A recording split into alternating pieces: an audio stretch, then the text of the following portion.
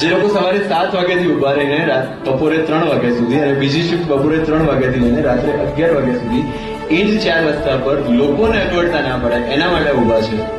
અને એ જ કામ એ છેલ્લા 3 વર્ષ 4 વર્ષ 5 વર્ષથી કરતા આવે છે.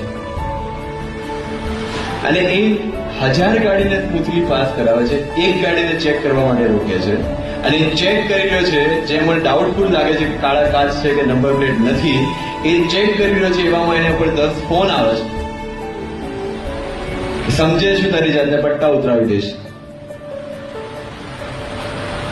સમજાય છે?